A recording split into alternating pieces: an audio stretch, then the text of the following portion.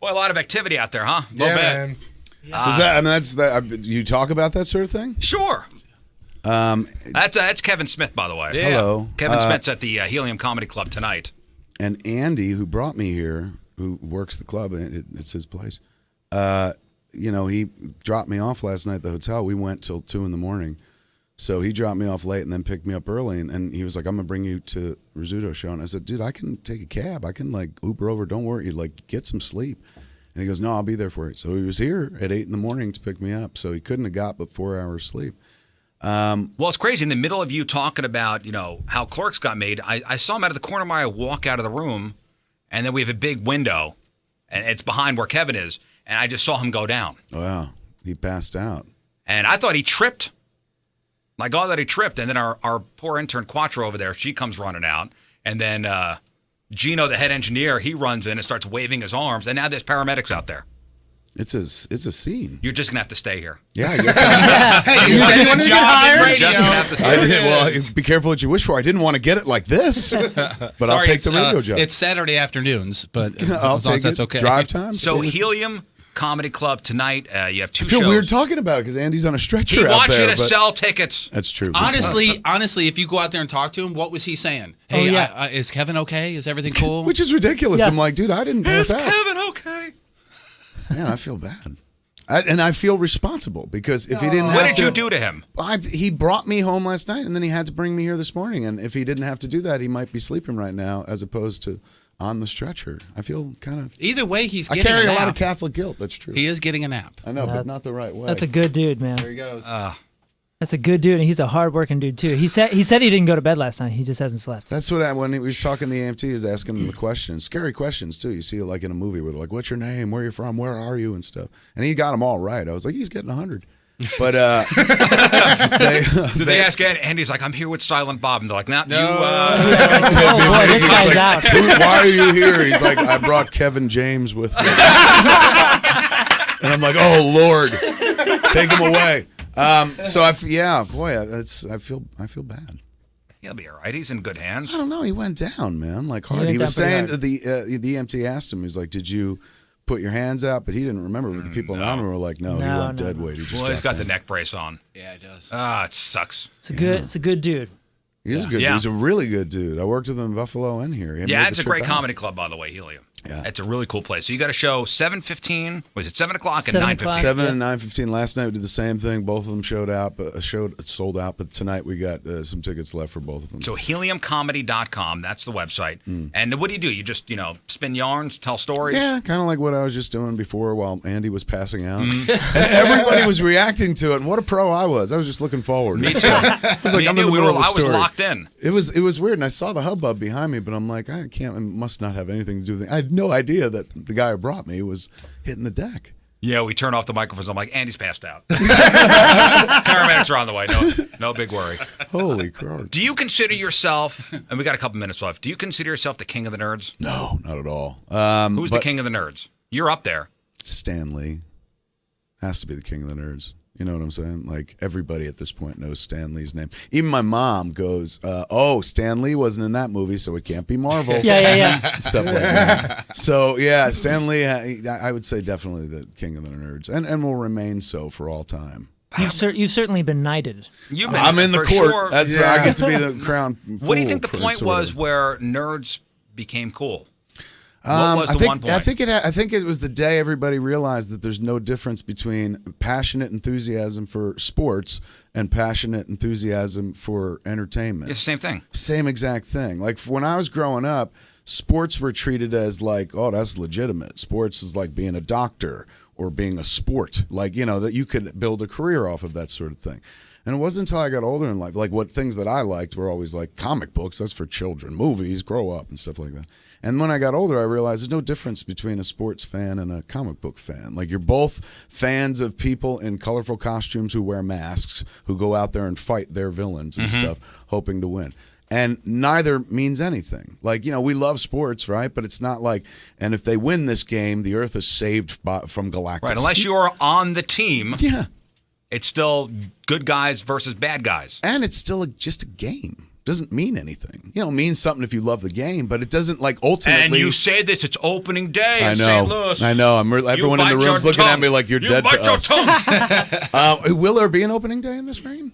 It's supposed to clear up by 3. Okay. That'll be fine. I love, believe me, I'm a hockey enthusiast, so I understand passion and love for sports. But ultimately, winning a game doesn't change how the world works. They do games all the time in every different sport and stuff. And it's no different than comic books. They make a lot of comic books, and none of them change the world, really. They just make people in the world happy. Right. And that's a trickle-down kind of, same exact thing. So I think once there was enough of us who were passionate, enthusiastic, and could be heard. You could hear from sports people for years and years because they have very loud voices and stuff. And there are lots of places to talk about sports, including sports radio, sports TV shows. But with the advent of the internet, all of us could find each other, and the geek voice or the voice of fandom, of genre, of movies, of comics, and all that stuff, pop culture, became equally as loud as the voice of sports fandom. And now it's legitimate. Now your mom knows who Ant-Man is. Right. You know what I'm saying? Right. Like, that's a great nuts. point. Yeah. It's crazy. How did you wind up with a David Backus jersey? Somebody's wanted to know. What? Explain that. Blues jersey. Yes. It was a gift to me when I was doing a show here in St. Louis. All right. And somebody more than one person asked me and to I ask worked you about for years. Uh-huh. It was oddly enough, like I have a lot of affection for the Blues in terms of hockey history. They have a very charming hockey history. And they're an integral institution in the NHL. But I looked good in it. Like I looked good in that Blues alt jersey and stuff. So I would say the blue note is as far as hockey. Wasn't the logos note go. though? This was the other. This is the one that had the arch. It has the arch on it. It was the third jersey, Yeah. with the laces up top. Oh yeah, that is a cool looking jersey. I love that jersey. Well, they're coming out with another one for the outdoor game next year. Really? Yeah. So is this throwback jersey? I would assume so, but I don't know that. Have you been to an outdoor game yet? I went to the one in Los Angeles, which doesn't it counts, but to me It doesn't count. Really It wasn't warm that weekend. It was incredibly warm. And I was in LA that weekend. Dodger Stadium. They were worried about the ice melting. Yeah, and it did a little bit. Yeah. And it was puddly. I saw John Hamm at that game, who's a massive St. Blues Louis's fan. own St. Louis's own John Hamm? John Hamm. John Hamm, huh? Yes. He did that awesome commercial about the Blues for the NHL. That's right. Where he like rattled off incredible hockey history. And he's really a fan, though. He is a hardcore Yeah, you got to fan. come He's back legit. to town for the Blues Blackhawks. I wear this jersey, which is my face on it, but it's like, kind of taken off of the Blackhawks logo. Yeah. And I was on stage last night talking about going like, I'm kind of gutless at heart. I'm really a creature of fear. And my whole career is based on like, well, that scares me. So let me try to do it so I can become a stronger person and stuff like that. And somebody tweeted me after the show. They're like, you're not gutless, dude. Bravest thing you ever did was wear a jersey looks like Chicago in St. Louis. Yeah, that's true. I didn't know there was a hardcore rivalry. Smith! Yeah, thank the Lord there was none of that. But I didn't know that there was the hardcore rivalry with the Hawks. Really. Oh, yeah. Big time, That's yeah. your Lex Luthor? Oh, yeah. And playoffs, round 1, we face them starting on Wednesday. Really? Blues Blackhawks. But it's been a good year for both teams. Sure has. But one of those teams is always very good at the playoffs. Yeah. And one Stop of them, it! You stop that.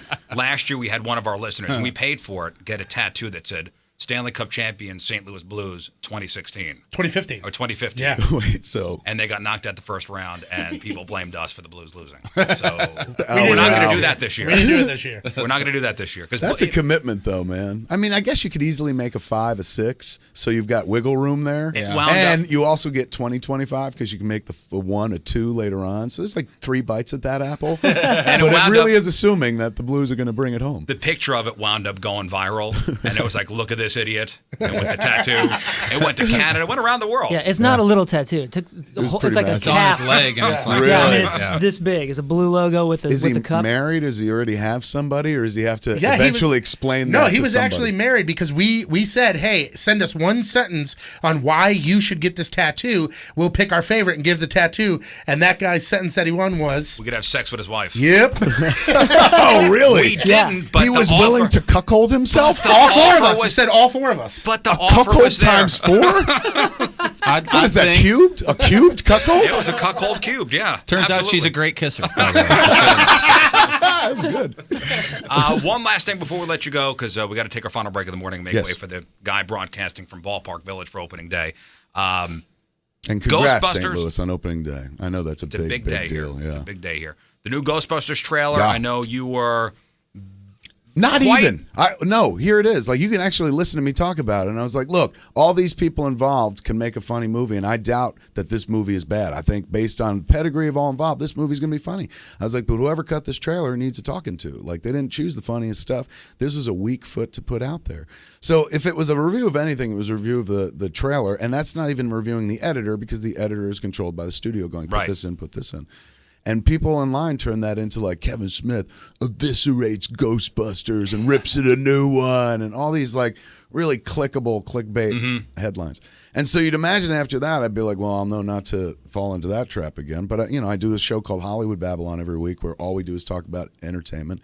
And, we make jokes too. So they're like, ooh, these are great pull quotes, particularly in the case of Batman v Superman, which I liked, but I read all over the internet how much I hated it. Like, Kevin Smith hates Batman v Superman. I had read that you went to see it a second time with Jason Mewes, and it was the second time you saw it. Yes. Isn't that weird that like, that I even saw it, let alone how I felt about it twice? I know. And that shows you, like, we live in a clickbait world where somebody's like, look, it counts as news. Why? Like, one guy who makes movies saw another movie? I want to know what you think. Why, though? Because you're the king of the nerds! No, man, that's Stan Lee. Let's find out what he thought about Batman v Superman. That'd be interesting. I'm sure he didn't like it. I don't know. I wonder, man. He's got a big heart. He's like Jason Mewes. Jason Mewes is a guy who's never read a bad comic book, and we would give him the really bad comic books that we didn't want. And you're talking about buying comics in those days for $1.50. So if you're giving it away, man, it hurt and stuff. Right. 'Cause we didn't come from money or anything. But you'd give him the books from Marvel. Did this like New Universe series of books, and there was a book called Strike Force Moratorium. It was like really terrible book. I gave him all that run of Strike Force. I was like, here you go, dude. Because he was, as much as I was poor, he was way poorer and stuff. Next day, he comes in, he read all of them. I was like, what'd you think? And he was like, it was in color. It was amazing. Like, the dude's never read a bad comic book. That's why I liked going to see Batman v Superman with him, because he wasn't looking at it through like, oh, they could have done this, and why didn't they do this? He didn't pick it apart. He was just like, we got to see parademons, dude, in a movie. And I was like, yeah, you're right. Sometimes just seeing parademons in a movie is enough. And then I got fried on the internet for changing my opinion. They're like, he's a lackey who belongs to Warner Brothers. They got to him. There was one tweet that made me laugh. It was like, did they get you? Blink if you're hurt. But it was like, can't I just change my opinion? Like, I saw the movie twice, and the first time I saw it, I didn't really change my opinion. I liked it both times. But one thing I said about the first viewing was like, I didn't see where the heart was. It didn't seem to have much heart. It had a lot of spectacle, but no humor and heart. And then when I saw it the second time with Mewes, I was like, oh, the heart is in the viewer, because like I had a moment with Mewes where we were like parademons. And so, there was hard enough for me and stuff. And then people were like, he's got a heart on and stuff like that. Started like tearing me apart for flipping the script and like for changing my opinion. And there was one internet story I was reading where they're like, of course, people are entitled to change their opinion on a second viewing. Except him. Like, essentially I couldn't or whatever. But again, I didn't change my opinion. I liked the movie both times. But the first time, I talked about on Hollywood Babylon, you're in a comedy club and we're making jokes. And of course, I'm like, ping, ping, ping, ping in the movie. But ultimately, I was like, I like this movie. Ben's amazing, blah, blah, blah. And still they turned it into like, Smith hates, Smith tears it apart. And then when I said I liked it, they were like, Smith has reversed and stuff. People are allowed to change their opinions. Yep, sure are. Totally. And believe me, I'm not complaining, dude. I was sitting on, these sound like, these are not problems. These are real first world problems. I was like standing on the stage last night talking about like one time, I was at San Diego Comic-Con, and J.J. Abrams took my entire audience. It was like the worst moment of my life, and blah, blah, blah.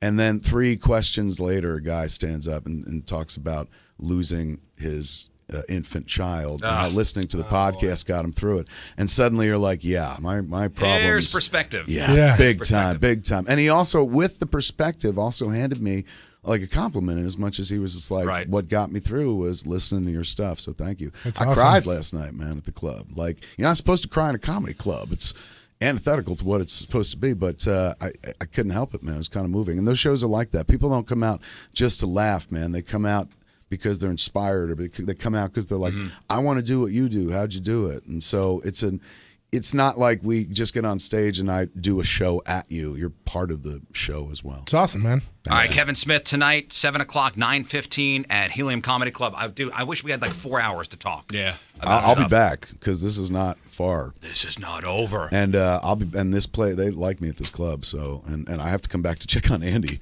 All right, that's Mr. Kevin Smith. Andy a house. Over there. Yeah. Thank you, We'll take our everybody. final break of the morning. Donnie Fandango's next. See ya.